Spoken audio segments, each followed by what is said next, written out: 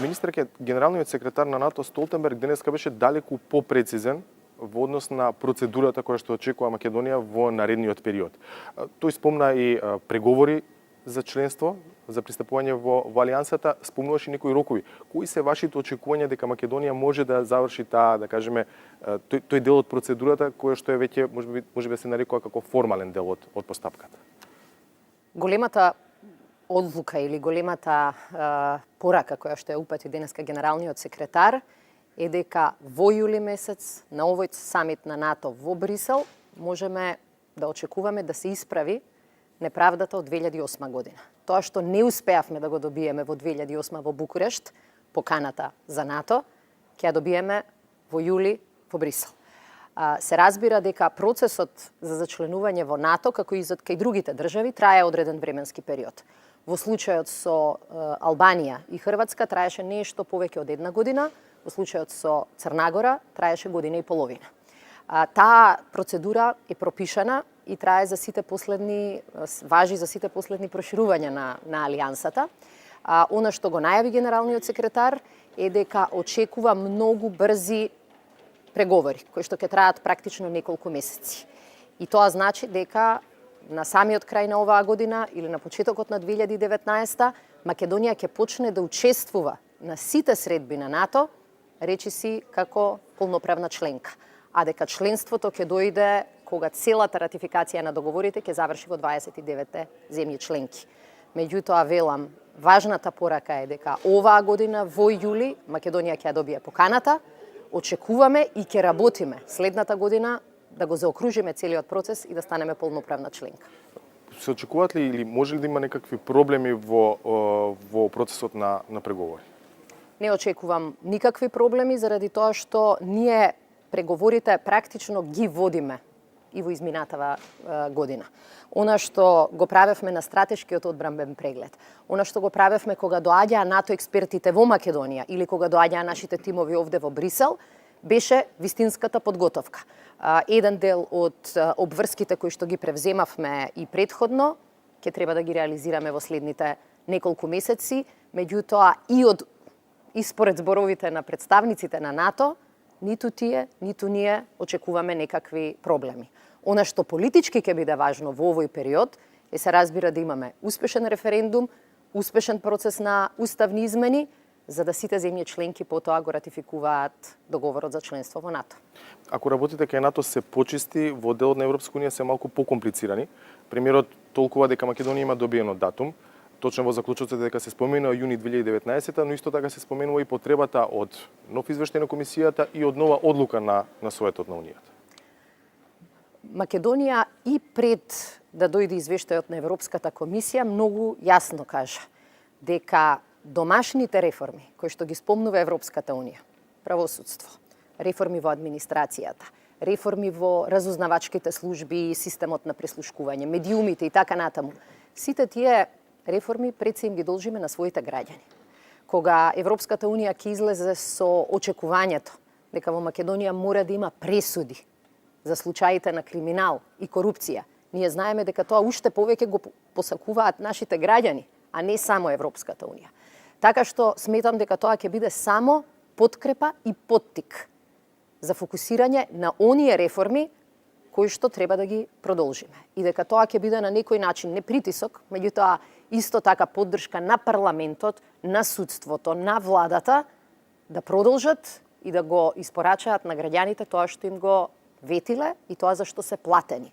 А тоа е одговорност, политичка, кривична, за сите злоупотреби, реална борба против криминалот и корупцијата и се разбира подобрување на другите области кои што се важни за граѓаните, важни се и за ЕУ. Така што во тој дел ние на вистина не гледаме реален проблем. Оно што беше најважно и што вчера го објави и комисијата, го објави и премиерот, е дека почетокот на преговори кој што ќе се случи веднаш по јуни следната година, на него му претходи еден процес на подготовки. Скрининг, подготовка на државните институции, подготовка на самата држава, подготовка на Европската комисија. Комисијата најави дека очекуваат скринингот да почне во средината на јули. Тоа е најдобар доказ дека овој процес нема да се одоговлекува. туку дека овој процес ќе биде ефикасен и брз, толку колку што ќе биде брза и ефикасна Македонија. Дали Македонија не е жртва на инсистирањето на одредени кругови во Европската унија и во Европската комисија, земјата дојде заедно во пакет со Албанија и заради тоа добивме ваков тип на заклучоци?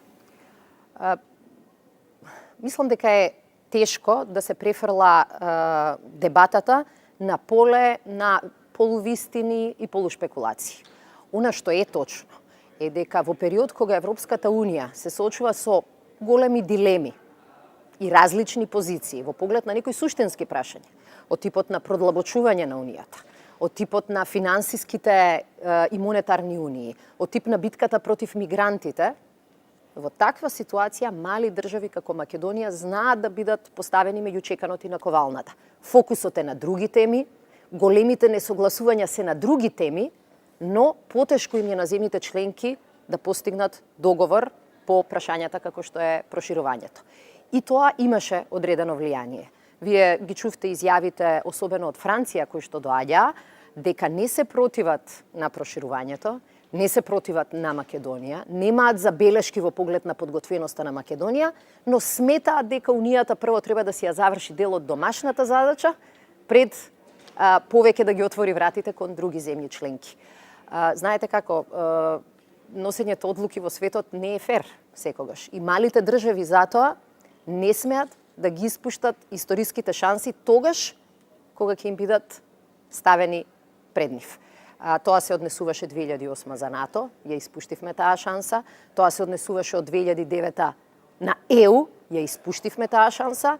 2018 година ни даде можност повторно да ги отвориме вратите на НАТО и на Европската унија за Македонија и нејзините граѓани. Оваа историска шанса нема да ја испуштиме. Го споменавте скринингот и преговорите за членство со Европската унија. Имаме ли подготвена администрација во Македонија за овој процес? Македонската администрација има своји слабости и на нив почнавме да работиме. Да беше тој проблем решен, ние претпоставувам дека немаше да ги имаме проблемите ни во текот на политичката криза, ни во поглед на нашето членство на ЕУ. Ќе ги имавме завршено преговорите и ќе бевме членка. Но, за жал, ситуацијата не е таква. И не треба да се лажеме. Треба да ја погледнеме вистината во очи. Она што го правиме е да ги поправиме тие слабости. И тие никој не очекува да бидат поправени преку ноќ. Бидејќи во ниедна држава не биле поправени за 2, 5 месеци или една година. Она што правиме е да формираме сериозен, експертски ориентиран, силен и политички поддржан преговарачки тим. Тој ќе биде нашата прва репрезентација. И тоа ќе бидат луѓето кои што ќе успеат да ја представат Македонија во најдобро светло, но и да помогнат во трансформацијата на македонската администрација. Ние во 2002, 2003 или 2004 немавме феноменална администрација. Ги имавме сличните слабости. Може да беа бројките помали, но слабостите беа исто така изразени. Не успеавме во релативно кусо време од 2 години да формираме европски тим кој ги донесе кандидатскиот статус на Македонија, меѓутоа кој покажа дека и македонската администрација може да биде навистина квалитетна и да котира многу добро во Брисел. Сега ни треба истата операција да ја спроведеме и очекувањата ќе бидат уште поголеми и обврските на тој тим ќе бидат уште позначени. Кој ќе раководи таа операција? Отворено ли е прашањето за главен преговарач? Веќе дискутираме, носиме одредени одлуки, меѓутоа ќе се согласите дека тоа не е во ред вака да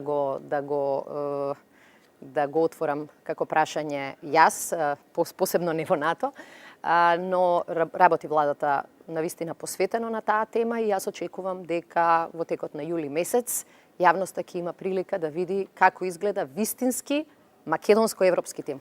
Се кристализира ли ставот на владата околу референдумот, каков тој ќе биде и дали ќе има менување на законот, барем заради техничко усогласување, бидејќи има одредени нејасноти во најмала рака? Законот за референдум не поделени се мислењата дека е застарен, не е доволно прецизиран и дека отвара простор за различни толкувања па и за злоупотреби. Од друга страна не сакаме да влетаме во измени на закон кои што дури ако се технички некој може да ги злоупотреби за да каже дека ги менуваме правилата на игра пред референдумот. Ќе одиме на измени на законот за референдум исклучиво ако се откријат теми или прашања кои што мора да се прецизираат. Законот за референдум дава одредена можност, бидејќи вели дека за сите прашања кои не се регулирани во Законот за референдум, треба да се искористат решенијата од изборниот закон, така што еден тим и во Министерството за правда и во владата работи на разгледување на овие предизвици. Многу е важно собранието час поскоро да избере Државната изборна комисија и практично да имаме и официјална институција која ќе си го земе на себе гајлето да организира референдум. Што ако опозицијата го бойкотира референдумот, веќе има најави од ВМРО ДПМН од одредени претеници дека нема да гласаат за вакво нешто, бидејќи тоа според нив е противуставно. Има ли план Б владата во случај ако не успее референдум? Ке апелираме и до опозицијата и апелираме и до граѓаните на Република Македонија дека нашава држава не сме да си дозволи да испушти оваа историска шанса. За неа говореше денеска и генералниот секретар на НАТО. Видовме колкава цена плаќаме како држава поради пропуштената шанса во 2008 година. Видовме колку тоа не чинеше и во поглед на политичка криза, и во поглед на секакви внатрешни демократски, медиумски, правосудни проблеми. 2018 означува една декада по ветото од 2008 година во Букурешт. За 10 години Македонија го изгуби чекорот со речиси сите земји во регионот, и во поглед на НАТО, и во поглед на Европската Унија. Историска е одговорноста да не дозволиме тоа повторно да се случи. Историска е одговорноста и на овие партии, партиите во опозиција, ВМРО, ДПМН и сите други, да не придонесат Македонија повторно да биде губитник во овој процес. И тоа ќе биде апелот и до македонските граѓани. Да искористат шансата и да не дозволат после 10 години да сме на истово место, но со многу поголема листа на сериозни проблеми. Благодарам.